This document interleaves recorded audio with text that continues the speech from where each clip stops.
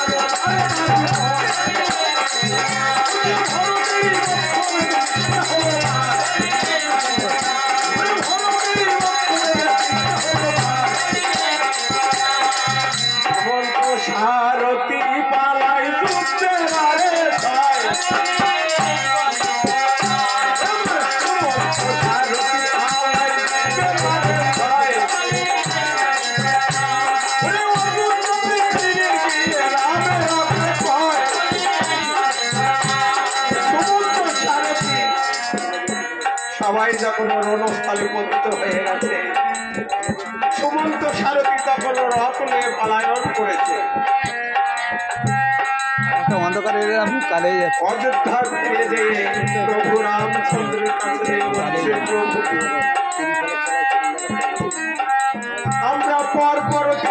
জয় করে দিন দিকে জয় করে যখন দক্ষিণ দিকে গিয়েছি বাল্মীকির তপবনে সেখানে অশ্ববাধা পড়ে কেন সেখানে দুই শিশুর সঙ্গে যুক্ত হয়। সেই দুই শিশুর হাতে সবাই পতিত হয়েছে। তাই আমি রাত লয়ে আমি চলে এসেছি। ওরে যে মাত্র শোনে প্রভু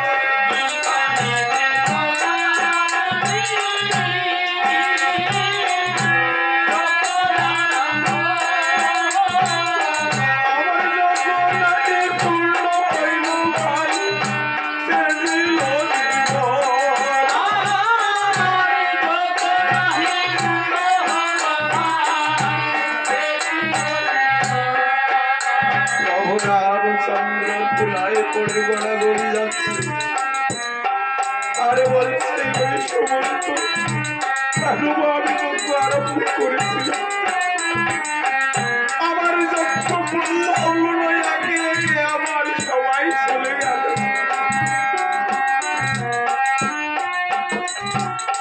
প্রভু রামচন্দ্র ধুলায় পড়ে গড়াগড়ি যাচ্ছে আর বলছে হনুমান হনুমান তুমি কোথায়? আমি তোমাকে ডাকছি কেন তুমি আমার ডাকে সাড়া দিচ্ছ না? আমি একে একে সবাইকে বিসর্জন দিয়েছি, এখন আমি তোমাকে ডাকছি। প্রভুর ওই করুণ কান্নার সুর হনুমান শুনতে পেয়ে অদূরে বসেছিল কলা বাগে। ধীরে ধীরে এসে প্রভুর কাছে এসে বলছে, প্রভু আর ডাকলে কি হবে? হনুমানের দেহ কেনা আছে, কিন্তু হনুমানের দেহে আর প্রাণ নাই। তোমাকে আমি কতবার বলেছিলাম এই লক্ষ্মী যজ্ঞ তুমি করো না, এই যজ্ঞ তোমার পূর্ণ হবে না। তখন প্রভু রামচন্দ্র বলছে, ওরে হনুমান আমি যে দুর্জয় রাবণকে বধ করেছি, সেই দুর্জয় রাবণের সে কি এই শিশুর উত্থাপতি? তখন হনুমান বলছে, প্রভু ওরে রাবণ বধ করেছিলে হরি,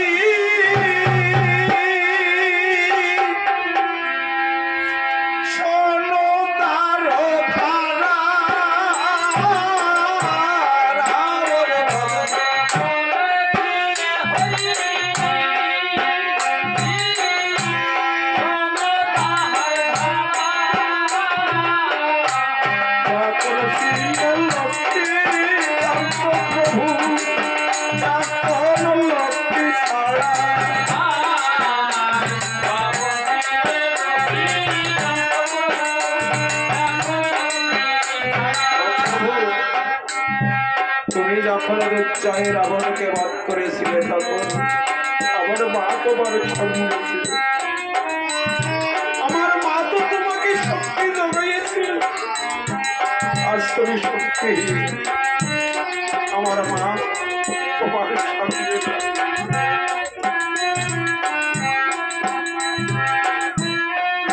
তাই প্রভু রামচন্দ্র বলছে, ওরে হনুমান এবার আমি নিজেই যুদ্ধে যাবো, গিয়ে দুটি শিশুকে বন্ধন করে এনে আমার মনের জুড়ে জ্বালা জুড়াবো, আমার মনের জ্বালা জুড়াবো।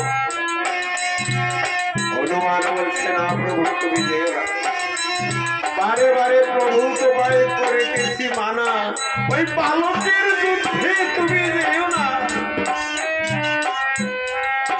প্রভু রামচন্দ্র বলছে বলে বলে হনুমান তো আমার বারবার বাধা দিচ্ছে, তাহলে আমি কি করব? তাই প্রভু রামচন্দ্র বলছে ওরে হনুমান, তাহলে তুমি এক কাজ করো, লঙ্কায় যে আমার মিত্র বিভীষণকে আমার বিপদের কথা বলো, আর গুহাকরে যার দেখে যে আমার মিতা গুহাক চন্ডালকে একবার আমার বিপদের কথা বলো। হনুমান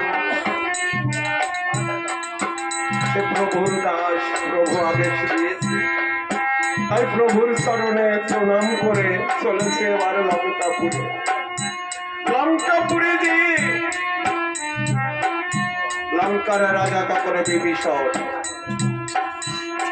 বিভীষণ যখনই হনুমানকে দেখতেছে তখন বলছে এসো এসো হনুমান, রাম ভক্ত হনুমান তুমি রামেরই সমান, এসো। আমার মিতা কৌশলে আছে তো হনুমান? হনুমান তখন বলছে মহারাজ আপনার মিতার বড় বিপদ, বাল্মীকির তপবনে সেখানে দুই শিশুর হাতে আপনার মিতার 3 ভাইয়ের মৃত্যু হয়েছে, তাই সেখানে যেতে হবে, তাই আমাকে পাঠিয়েছে।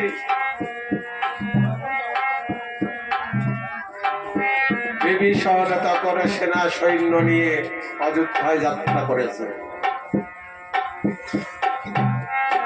এবার হনুমান লঙ্কায় প্রভুর বিপদের কথা বলে এবার চলেছে শৃঙ্খলের দেশে। শৃঙ্খলের দেশে সেখানে রাজা সুগ্রীব সেখানে তার বিপদের কথা বলে এবার চলেছে গুহাকর রাজার দেশে। ওরে দাতা হতে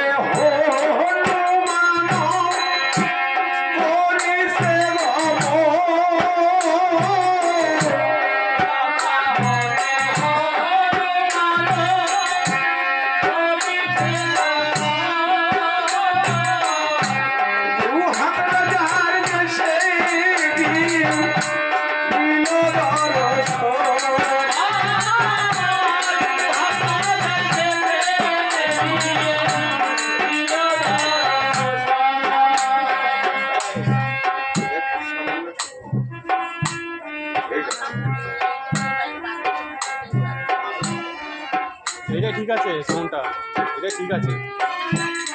তাই বলছে গুহাক রাজার দেশে যখন উপস্থিত হয়েছে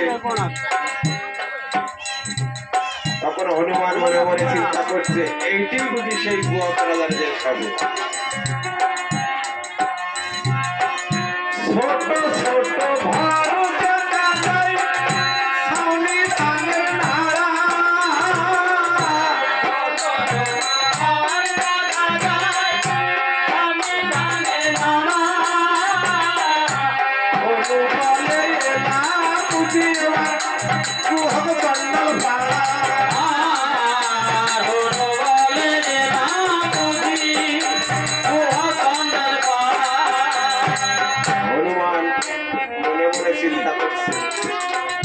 আমি আমার প্রভুর মুখে শুনেছি যে গুহাক রাজা নাকি বড় ভক্ত, তাই সে যদি ভক্ত হয়ে থাকে আমি এখানে আমার প্রভুর নাম গুণাগুণ কীর্তন করব। সে যদি ভক্ত হয়ে থাকে আমার প্রভুর নাম গুণাগুণ কীর্তন শুনলে সে শুনে আসবে নিশ্চয়।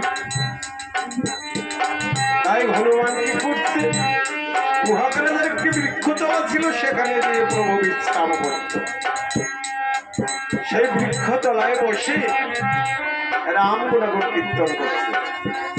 ওরে রাম গুণাগুণ কীর্তন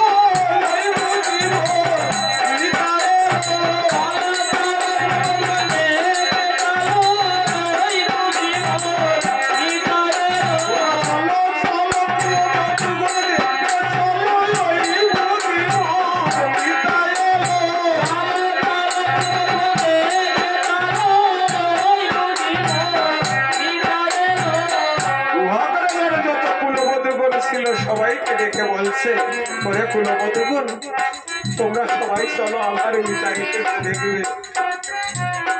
গুহাক রাজার কুলবধূগণ বলছে, মহারাজ আমরা তো কুলের কুলবধূ, কখনো এই কুল ছেড়ে বাইরে যাই না, কেমন করে তোমার মিতাকে আমরা দেখতে যাব? তখন গুহাক রাজা বলছে, ওরে কুলুনি ধুয়ে খাবি, ধুয়ে খাবি, কুলুনি ধুয়ে খাবি, ধুয়ে খাবি, এই কুল গেলে রাম কুল পাবি, কুলুনি ধুয়ে খাবি,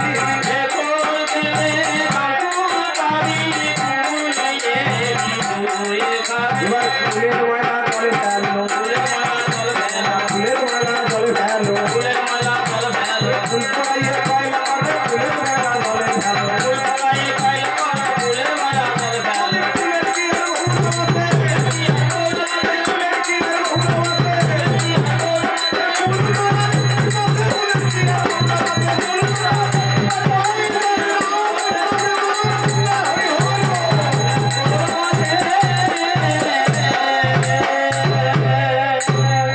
এই কথা যখন গুহাক রাজা বলেছে, গুহাক রাজার যতগুলো বধূগণ তারাই সবাই চলেছে।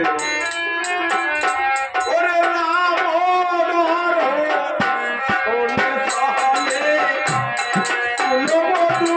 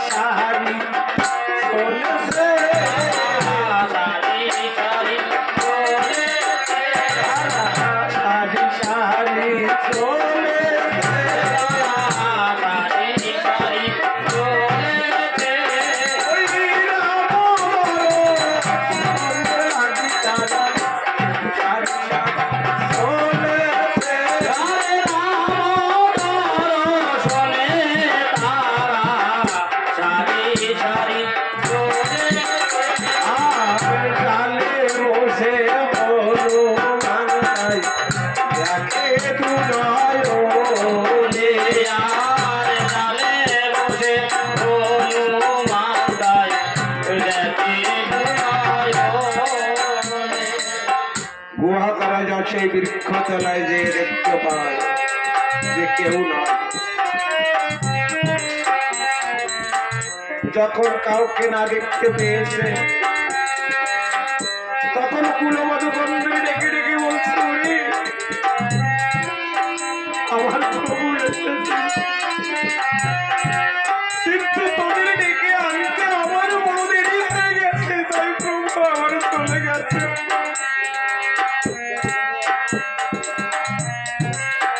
সময় থাকতে যদি ঠাকুরকে না ডাকা যায়, অসময়কে ডাকলে সে কি আর সাড়া দেয়, সে কি আর থাকতে পারে?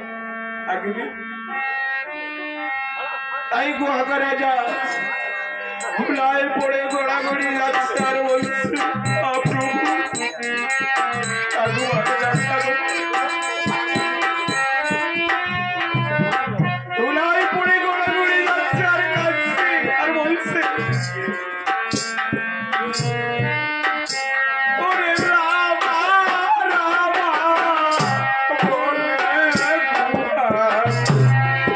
ধুলাতে পড়ি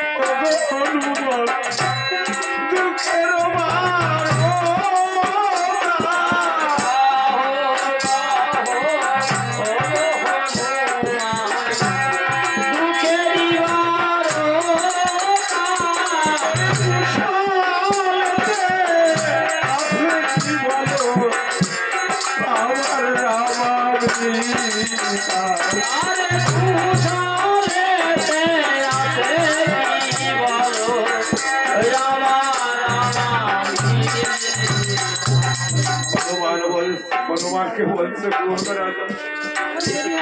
তুমি একটু তো হনুমান আমার পিতা কুশলে আছে।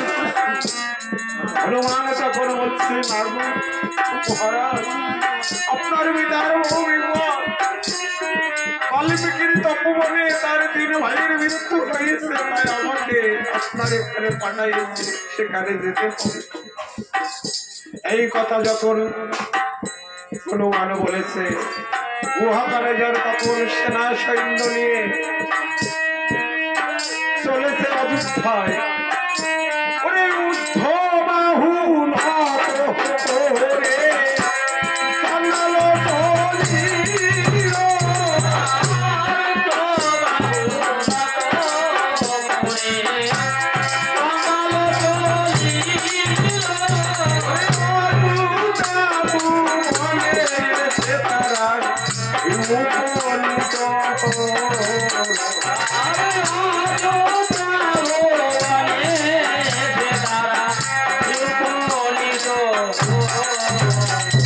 গুহাকারে যা সে তো চন্ডাল, আর অযোধ্যা হচ্ছে ক্ষৈত্রের বাস। চন্ডালকে দেখে অনেকে কানাঘুষি করছে যে চন্ডাল এসেছে। প্রভু আমার জানতে পেরেছে, তাই প্রভু আগে দিয়ে বলছে পিতা কুশলে আসো তো, চলো আগে দিয়ে সেই বাল্মীকির তপবনে 2 শিশুকে বন্ধন করে এনে আমার ভাইয়ের মনের জবাব দিল। আর এদিকে কুশীলব ভরত লক্ষ্মণ শত্রুঘ্নকে মেরে 7 দিবস পরে চলেছে মায়ের কাছে। মায়ের কাছে নিয়ে যখন উপস্থিত হয়েছে, 7 দিবস পর মা সন্তানকে দেখে বলছে,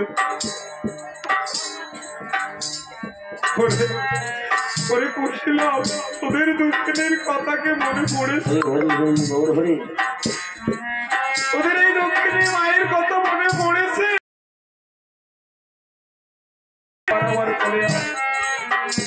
দুটি ভাই মায়ের কোলে দিয়ে বসেছে ছুটে, মা তার কোমল হস্ত তাদের গায়ে বুলাইয়ে দিচ্ছে।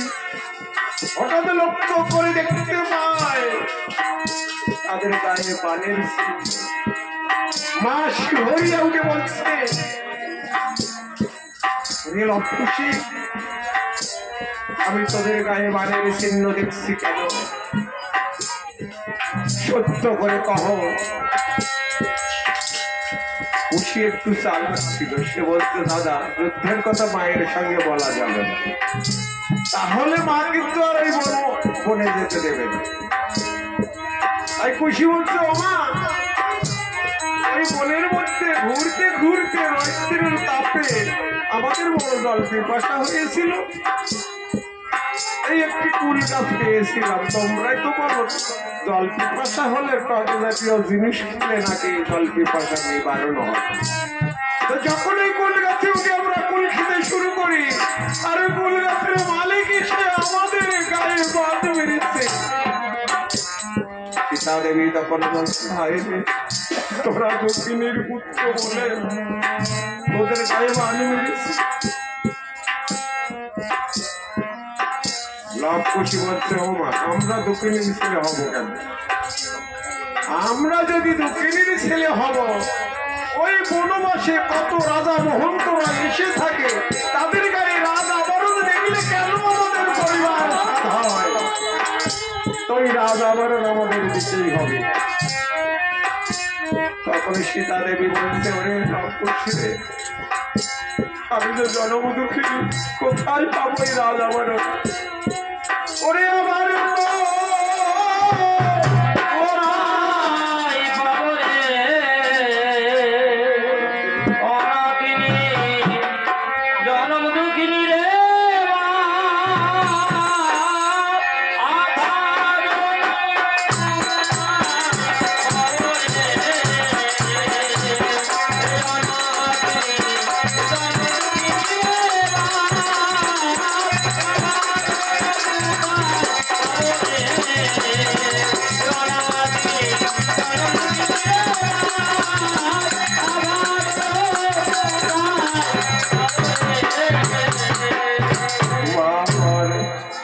সন্তানকে ভুলাবার জন্য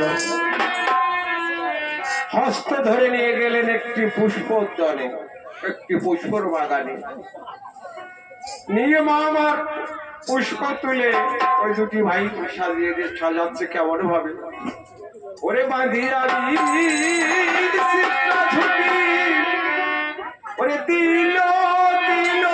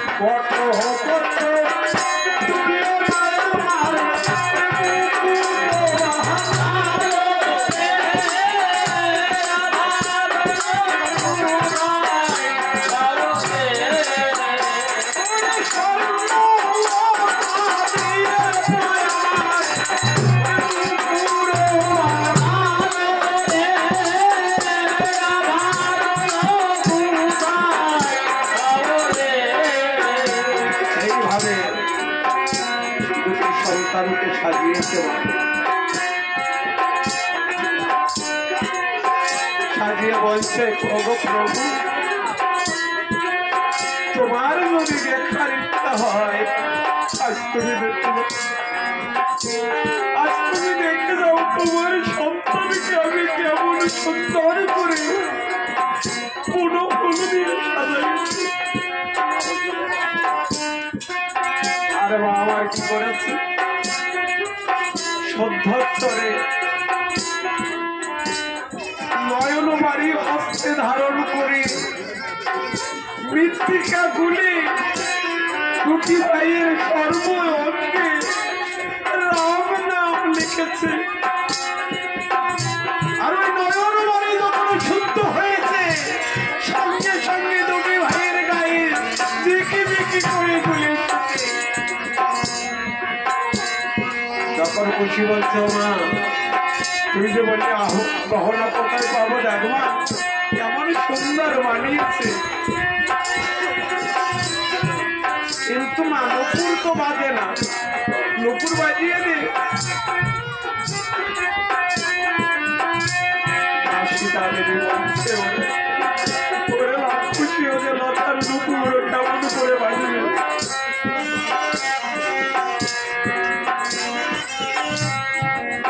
লক্ষী তখন বলছে, মা নুপুর যদি না বাজে সবকিছু আমরা খুলে ফেলে দেব। তখন সীতা দেবী বলছে, প্রভু এই বিশ্ববাদী কেউ কি নাই এই অভাগিনীর দুঃখ বুঝবে?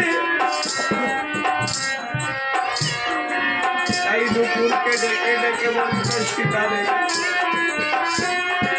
ওরে শোনো শোনো, ওরে লতার নুপুর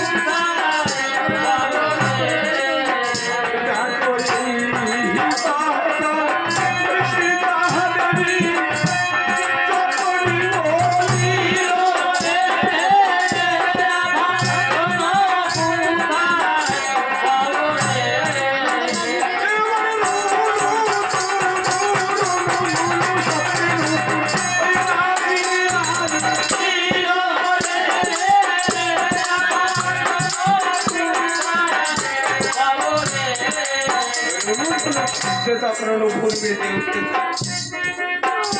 তখন লক্ষ্মী বলছে, মা কেমন সুন্দর নুপুর বেজে উঠেছে, তুমি যে বললি যে লক্ষের নুপুর বাজবে না। এর মধ্যে ওই বনমাঝে এদিকে রামচন্দ্রের সৈন্যগণ সবাই ওই বালিনীর তপবনে এসে কলহল করছে। লক্ষ্মী শুনতে পেয়ে বলছে, ওমা ওই বনমাঝে বুঝি ভল্লুক বানর বোন এসে বনকে ভেঙে চুরমার করছে। আমাদের ঠাকুর দাদা ওই বনের ভার আমাদের উপরে দিয়ে গেছে, আমাদের এখনই যেতে হবে। তাই দুই ভাই কি করেছে, মাকে প্রণাম করছে। মা তখন বলছে, আরে লক্ষ্মী তাই আমি তোদের শিরে আমি আশীর্বাদ দিচ্ছি। তাই সীতা দেখি বলছে,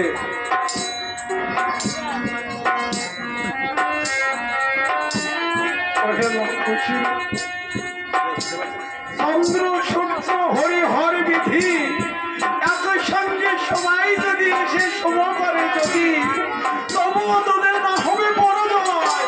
পাঠিয়ে দিলাম আমি বলিয়া বিদায়। আর একটি কথা মনে রাখিছিল, যদি খুব ঘোর বিপদে পড়ি তোদের ওই অভাগী মায়ের দহাই দিস, দহাই মা সীতা, দহাই মা সীতা।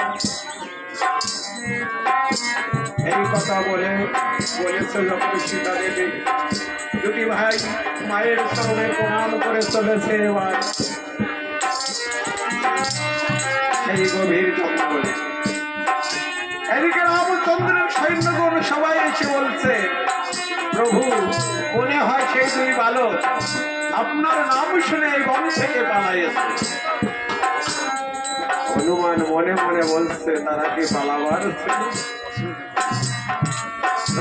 হনুমান সবই জানে, সে তো রুদ্র অবতারের এক অবতার।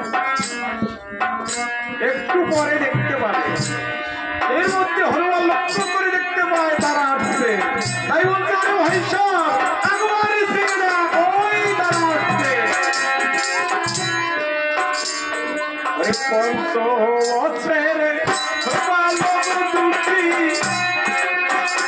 ওরে শিরে পঞ্চ দুটি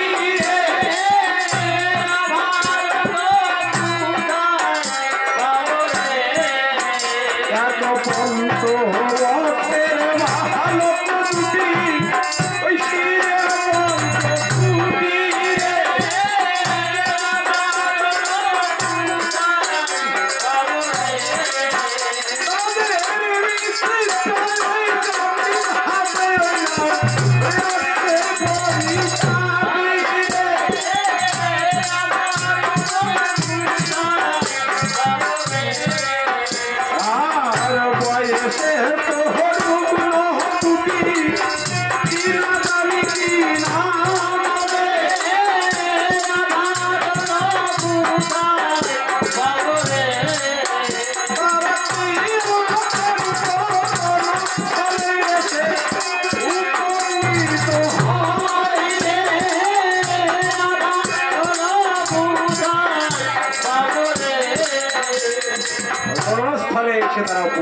উপস্থিত হয়েছে। প্রভু রামচন্দ্র দেখতে পায় দুইটি বালক রামের আকৃতি। প্রভু সবই জানে, যার একটি লোমকূপে এই বিশ্ব ব্রহ্মাণ্ড বিরাজ করে সে কি জানে না? সবই জানে, সবই বোঝে, কিন্তু একটি লীলা আর একটি নৃত্য। ঈশ্বর যখন নিরাকারে নির্মিত হয়ে নৃত্যের বেশে বিরাজ করে, তিনি তখন সর্বত্র। আর এই লীলা ক্ষেত্রে যখন আসে, এই মানুষের মতো দেহ ধরে মানুষের সঙ্গে মিশে সে লীলার আস্বাদন করে। সে সবই জানে, সবই বোঝে, তবু তাকে লীলাকে মান্য করে চলতে হবে। তাই বলছে, ওরে বালক তোদের পরিচয় কি সত্য করে বল।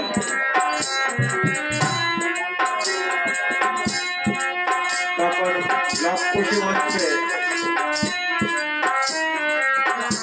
মায়ের আপন বলতে আর কেহ নাই, পরানো পুতলি মরা দুটি ভাই। নানা বিদ্যা শিক্ষা দিয়ে মনি তপস্যাতে গেলেন, সেই হতে খেলা করি মরে বিক্রি বলে। এই মতের পরিচয় বিশেষ করে গেলে তোমার পরিচয় ওরা তুমি এখন বলো খুলে। কি নাম গোত্র, কাহার পুত্র, কোথায় তোমার বাস, কহিবে সকল কথা আর আমাদের পরিচয় কি শুনবে? অল্পকালের মধ্যে ওরা হয়েছি পিতৃহীন, আচ্ছা এনেছি ওরা মনির অভিধীন। আমাদের যখন পিতা মারা যায় তখন আমাদের খুব অল্প বয়স ছিল, আমরা বলতে পারি না। তোমার পরিচয় তুমি রাম, এবার বলো খুলে। আরে যুদ্ধে তুমি এসে তো তুমি পারবে না, তাই বলছে ওরা তুমি ফিরে যাও, ও ফিরে যাও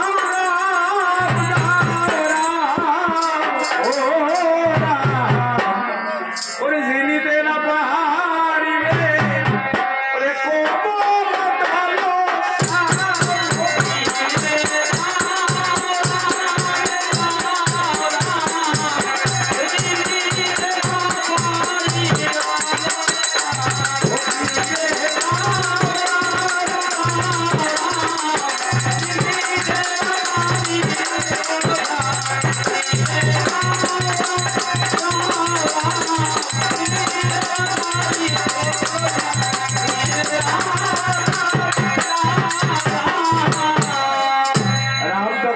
আমি দশরথের পুত্র। হলে কোন দশরথ? বলে এক দশরথ ভিন্ন কেউ আর কোন দশরথ আছে নাকি? বলে হ্যাঁ আছে, আমরা 4জন দশরথের নাম বলতে পারি, শুনবে? তাহলে বলো। বলে এক দশরথ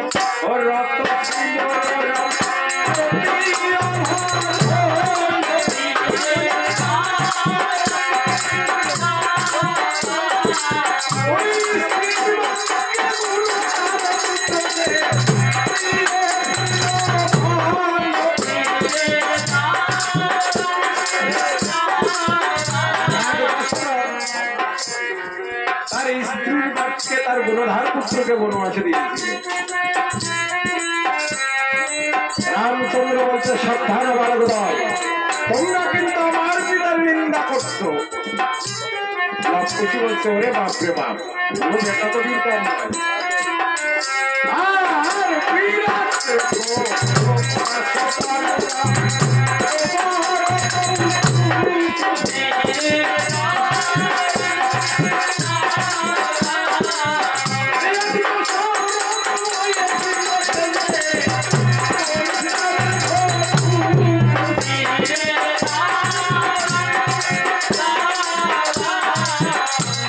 কত কথা বলো রাম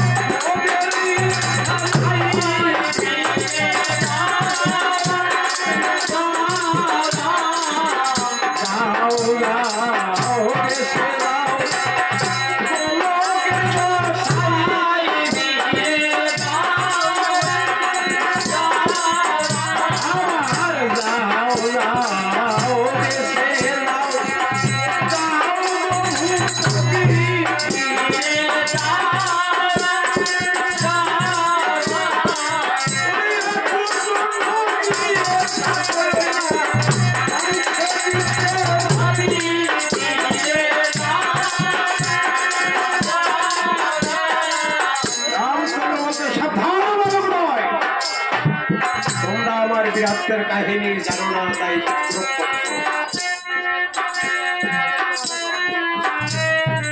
শিলা বলছে এটা কেবল দুটি বললাম।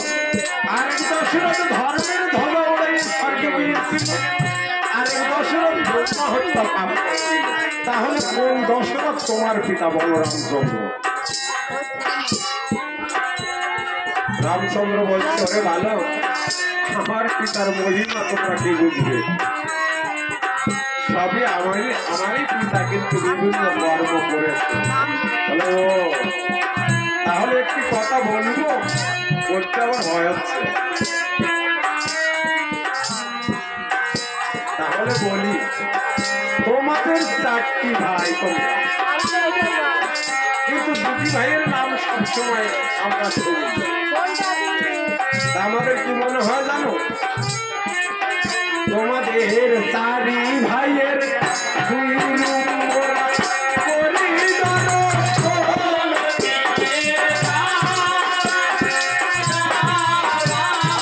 আর 4 ভাইয়ের 2 রূপ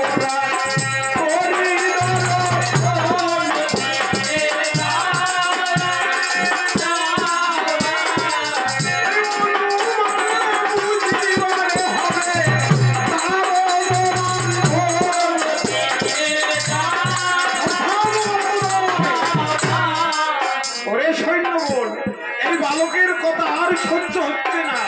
তোমরা শীঘ্র রামজয় শব্দ করে যুদ্ধে দাও।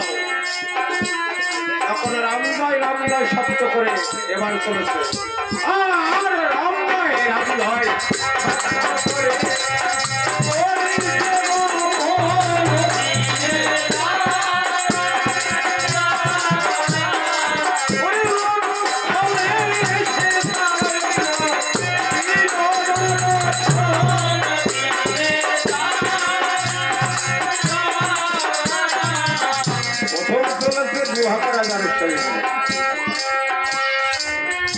সৈন্য দেখে কুশীলব হাঁটছে, বলছে ওরে সন্ন্যাল তোর বলতে কেন?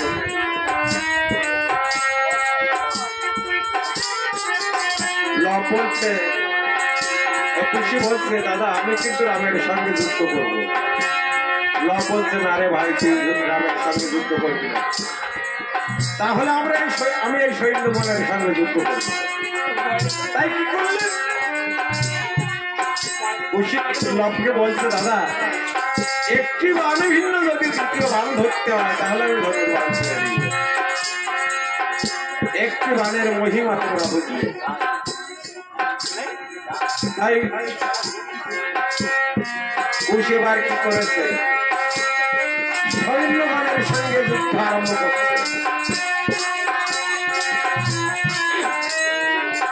ভক্তি ভাবে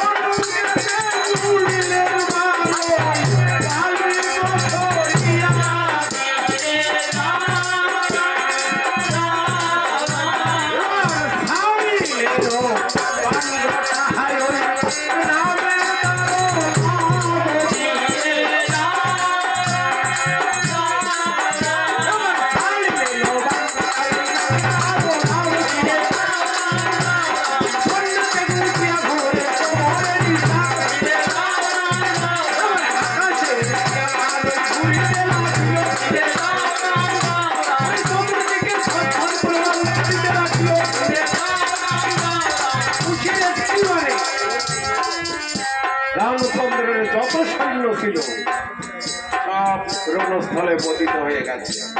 রামচন্দ্র দেখলেন আর উপায় নাই, এবার আমাকে যুদ্ধে যেতে হবে। তাই রামচন্দ্র যখন যুদ্ধক্ষেত্রে গিয়েছে তখন বলছে, ভালো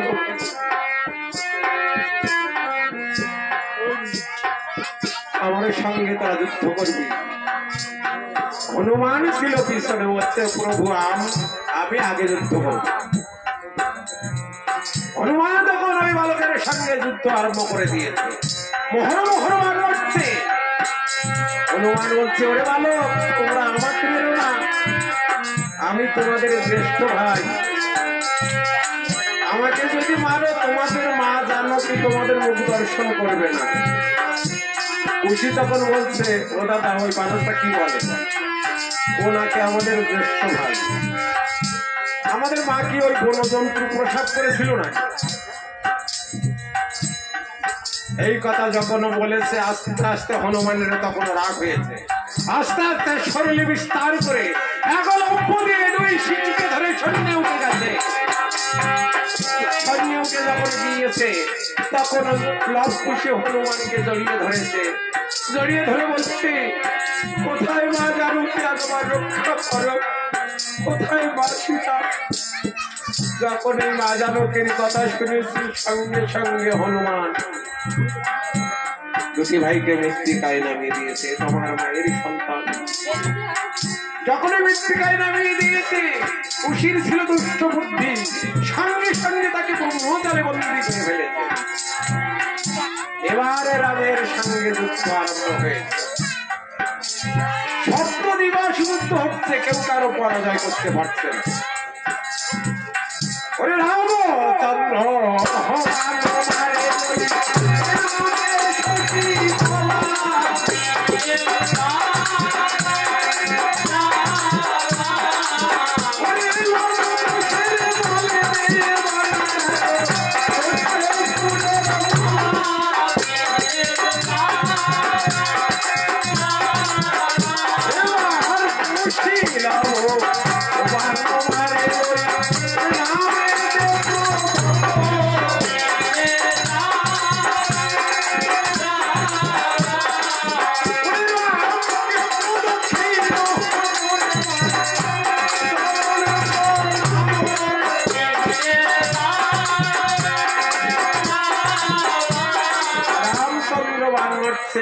দুই ভাইয়ের গলে দিয়ে ফুলের মালা উঠছে।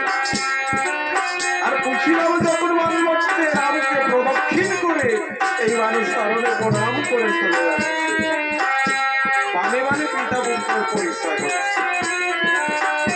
পরিচয়ের যুদ্ধের শেষে রামচন্দ্র পুনঃ হারে মান নিক্ষেপ করছে কণ্ঠবিত্ত ভাব। কণ্ঠবিত্ত ভাব যখন মেরেছে দুই ভাইয়ের কণ্ঠে দিয়ে ভর করছে। আর কণ্ঠে বাজিয়া বাজে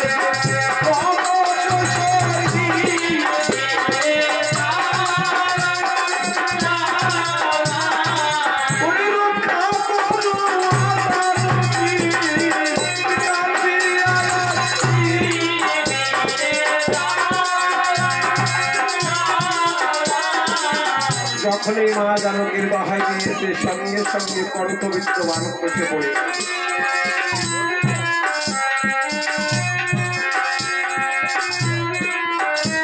তখন রব খুশি বলছে, খুশি রক্ত বলছে দাদা 7 দিবার যুদ্ধ করলাম, রামকে তো পরাজয় করতে পারছি, এবার কি করবো? লব বলছে ভাই খুশি আমরা দুই ভাই দুই দিক থেকে বান নিক্ষেপ করব, তাহলে একজনের মানে রক্ষা যখন করতে যাবে অন্যজন পিছন থেকে বান নিক্ষেপ। এই যুক্তি করে দুই ভাই তখন দুই দিক থেকে বান নিক্ষেপ করেছে। এবার একদিকে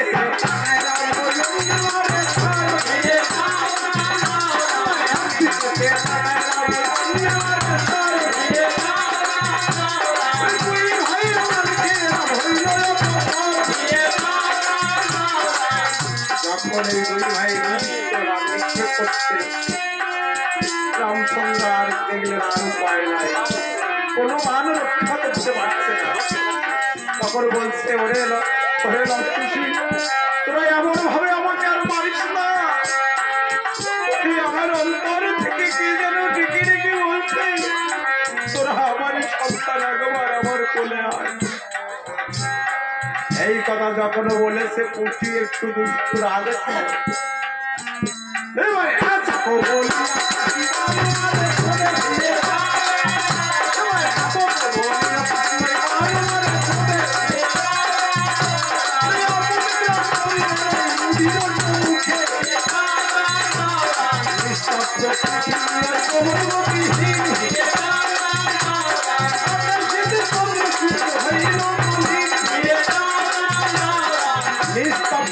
পৃথিবীর পবন গতিহীন হয়ে গেছে আকাশে দেবগণের সবাই হাই হাই করছে যার কি হচ্ছে পিতা পুত্রের যুদ্ধ পুত্রের হাতে পিতার মরণ কেউ কখনো দেখতে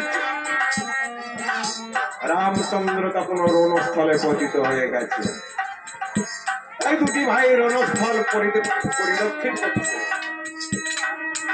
দেখতে পায় রামের হাতে একটি মানিক অঙ্গুরি আছে সেই অঙ্গুরিখানা খুলে নিয়ে বলছে দাদা চল আমরা মায়ের কাছে যাই মা যদি কিছু যুদ্ধের কথা বলে এই অঙ্গুরি দেখাইয়ে মাকে ভুলাইতে পারবে না এবার চলেছে মায়ের কাছে কত যেতে ওই হনুমানের সঙ্গে দেখা বলে এই বানরটাকেও নিয়ে যায় এমন বানর বুঝি মা কখনো দেখি না ওকে ধনুকের সঙ্গে বেঁধে নিয়ে চলেছে পথে যেতে যেতে লব বলছে ভাই খুশি মা কিন্তু মাঝে মাঝে হনুমান হনুমান বলে কাঁদে সেই যদি এই হবে তাহলে জলজাল ঘটিবে একে নেওয়া যাবে না তাই কি করেছে কুঠিরে যাওয়ার আগে কিছু দূরে একটি বৃক্ষতলায় রেখে দিয়েছে গিয়ে মায়ের কাছে চলেছে এবার মায়ের কাছে গিয়ে যখন উপস্থিত হয়েছে সপ্তদিবস পরে মা সন্তানকে দেখে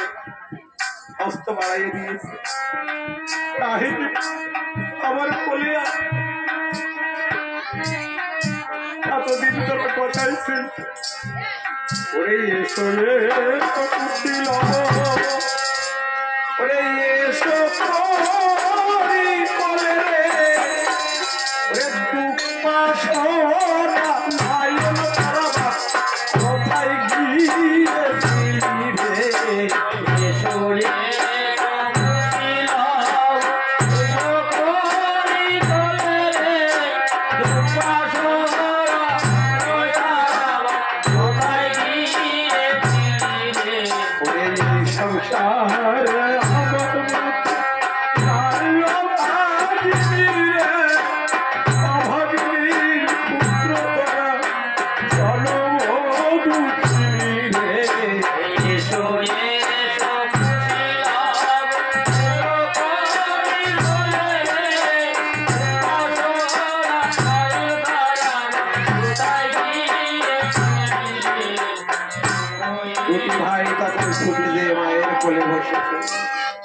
মায়ের কোমল হস্ত তাদের গায়ে বুলাইয়ে দিয়েছে হঠাৎ মা লক্ষ্য করে দেখতে পায় সেই বানের সিঁড়ি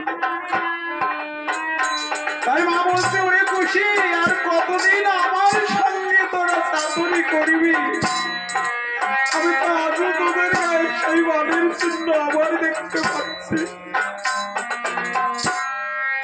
সত্য করে কহ রে খুশি লাভ সত্য করে কহ মিথ্যা যদি বলো তাহলে তোমার মায়ের মাথা কহ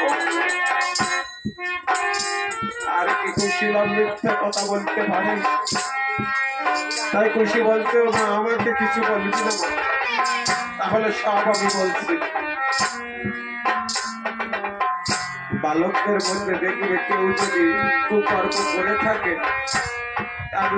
অন্যজনের গায়ে দোষ চাপাতে থাকে খুশিতে একটু দুষ্ট আছে তাই বলছে মা আমাকে কিছু বলবি না আমি সব বলছি রাম রাজা বলে কি অযোধ্যা ভুবন এই দাদা তাদের যুদ্ধ করে করেছে নিধন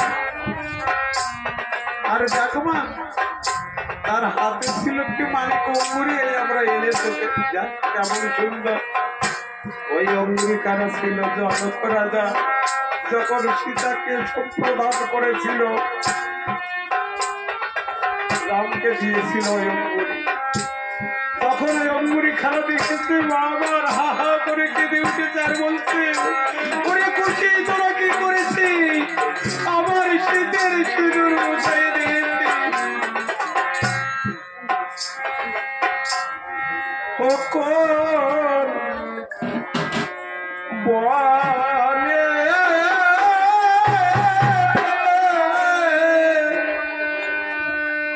ওরে মধ্যে আলে রে আমার রকুল মনি রে আমার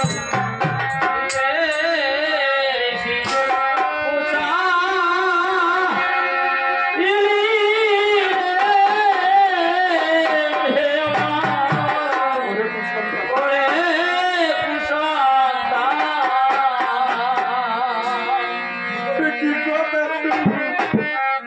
নারী লব খুশি কি কথা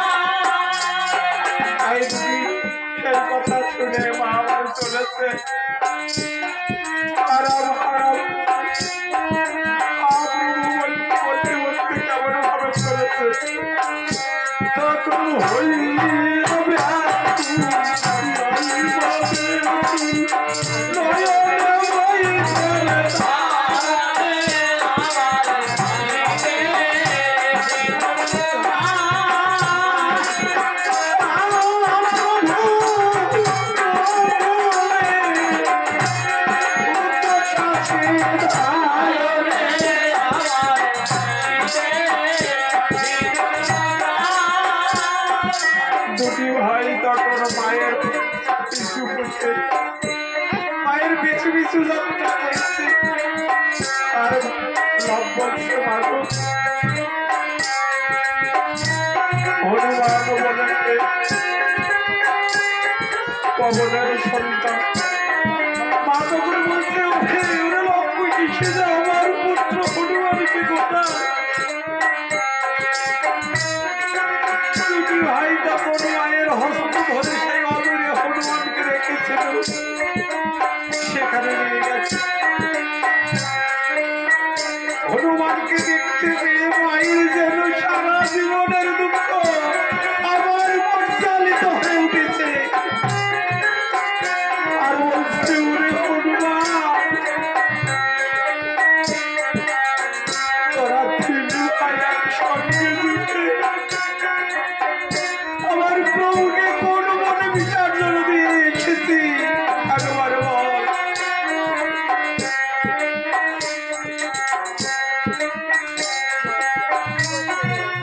হনুমান তখন বলছে সৌভাগ্য দিও না,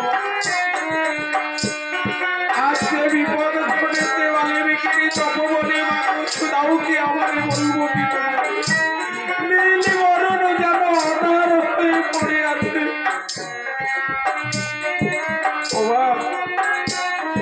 অযোধ্যা কিষ্কিন্ধা লঙ্কা শৃঙ্গালের শ্রীপালের এই সাইডে সেনাই বাবু পুরুষেরিলে সবাইকে কুশলাম করেছে নিধন, আর আমাকে মৃত্যুটাকে করিয়া বন্ধ।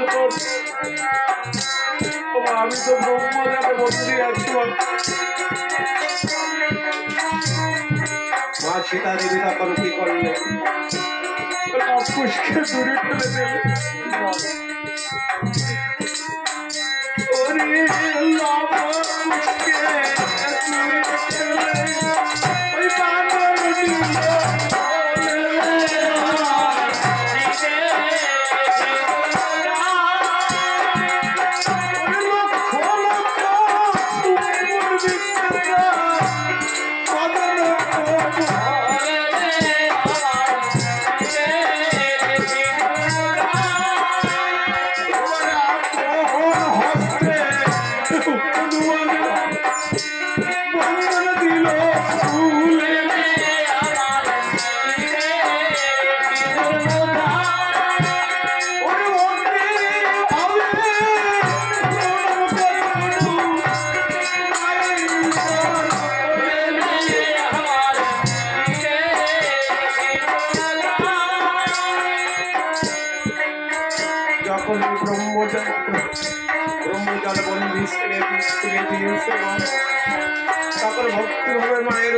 প্রণাম করে বলছে মা চলো সেই রণক্ষেত্রে দেখবে।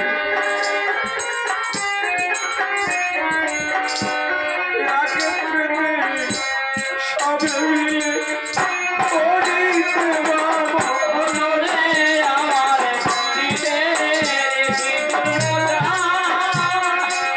ওই রণস্থলে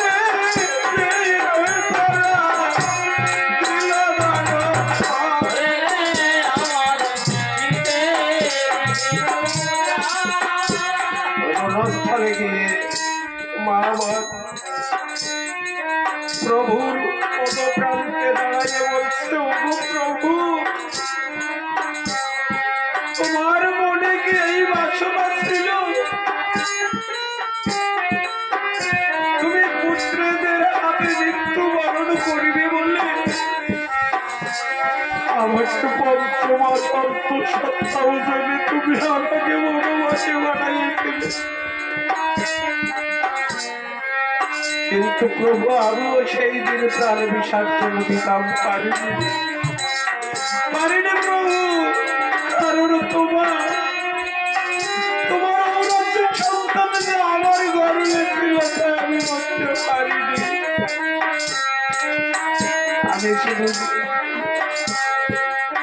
আমি শুধু জীবিত ছিলাম তোমার হাতে দেওয়া শীতের সিঁদুর আর হাতের এই শাখা সেই নিয়ে আমি জীবন ধারণ করেছি।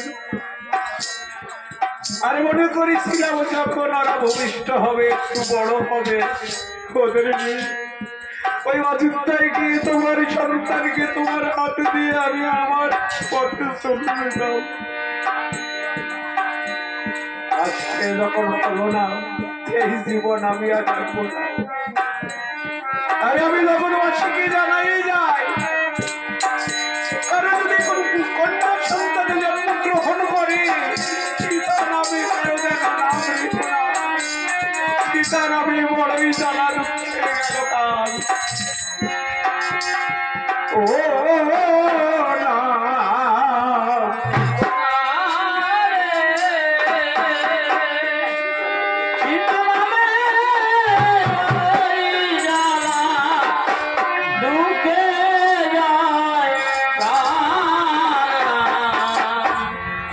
না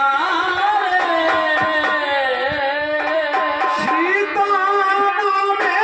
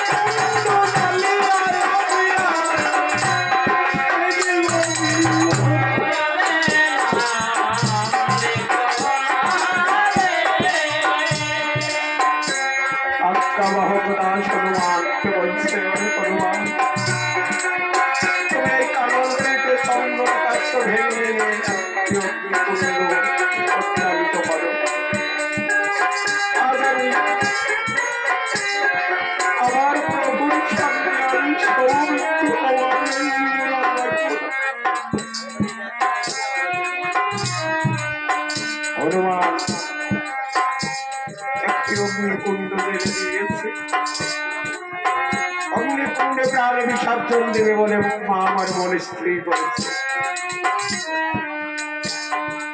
যখন অগ্নিকুণ্ড প্রদক্ষিণ করতে চলেছে এমতো সময় স্বর্গের দেবগণের সবাই এখন সঙ্গে মিলিত হয়ে এসে বাইরের সম্মুখে দাঁড়াচ্ছে। বলছে, ওমা তুমি আজ কি করতে চলেছ? সীতা দেবী বলছে, আজ আমি কারো কথা শুনবো না, আজ আমি স্বামীর সঙ্গে সহমত হব। ব্রহ্মদেব তখন পবনদেবকে ডেকে বলছে, সীতা দেবী যখন মনস্থির করেছে অগ্নিকুণ্ডে প্রাণ বিসর্জন দেবে, ও কারো কথা শুনবে না। পবনদেব তুমি শীঘ্র করে যাও, সেই বাল্মীক মুনিকে নিয়ে এসো, সেই চিত্রকূট পর্বতে সেখানে ধারণ করছে। আমার এই কথা শুনছি আর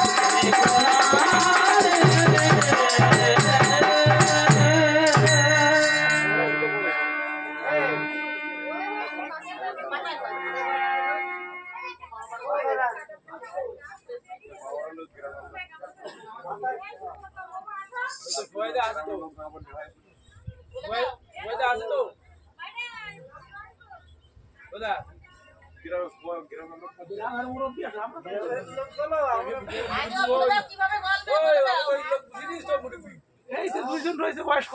হ্যাঁ বলো।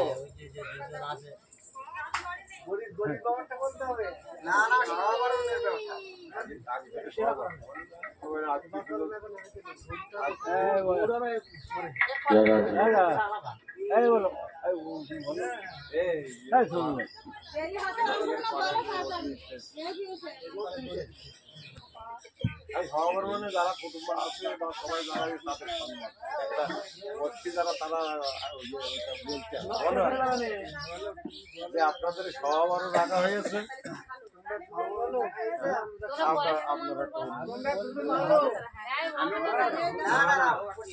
ওইটা বলবে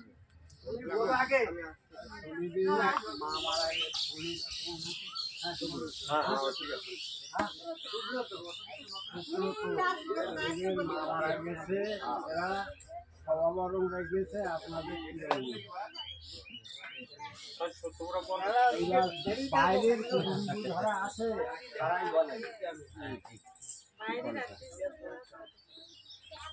আর গ্রামের উপর তো ওটা ওই একটা কথা বলতে হয় বাইরের যারা উপরে নির্ভর বলুন উঠে বলেন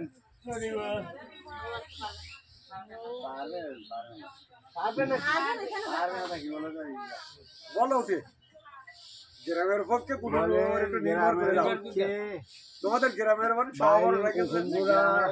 সবাই বলে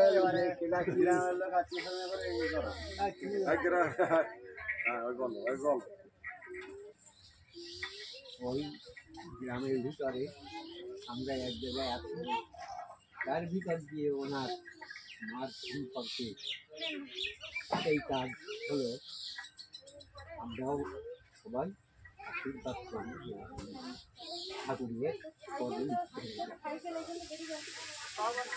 কিন্তু ওই গ্রামের সব আরো রেখেছে ওইটা গ্রামের লোক বলতে যে দূরের কুটুম্ব যারা আছে বলবে আমরা তাদের উপর নির্ভর করলাম এই কথাটা বল হ্যাঁ আচ্ছা তাই বলো আচ্ছা দূরের আত্মীয় কুটুম্ব যারা আছেন আমরা তাদের উপর নির্ভর করি আমরা তাদের উপর নির্ভর করি সম্মান রাখি আগে তো বলো যে আমরা আত্মীয় কুটুম্ব আমাদের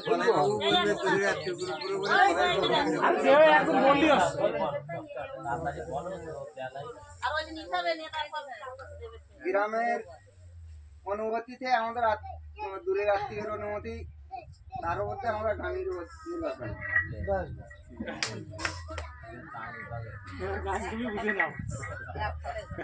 এইভাবে হয় বলছে তোমরা দূরের তোমাদের সম্মান দিয়েছ তো এইবার তোমরা বলবা যে আমরা পাইছি যাদের জিনিস তাদের আমরা তাদের উপর নির্ভর করলাম তারাই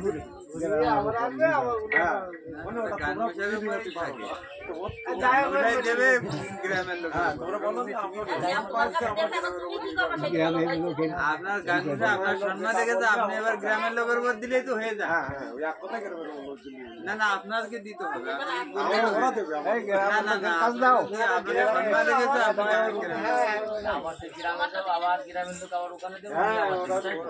না উনি ওই দিলে হয়ে গেল গান মশাই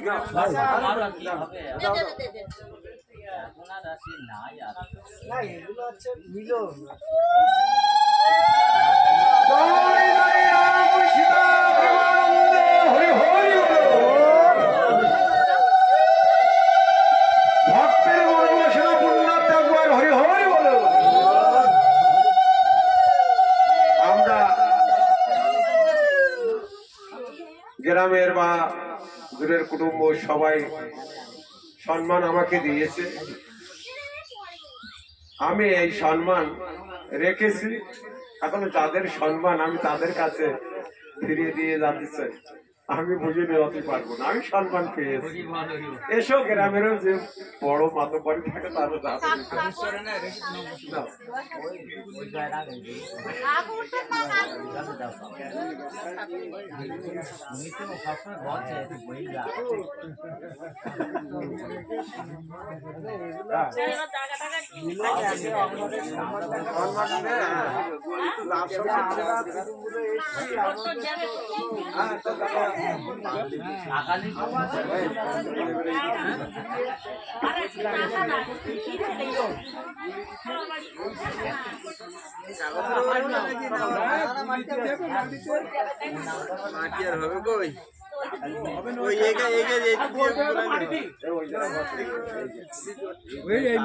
ফাঁকা আছে গোল হয়ে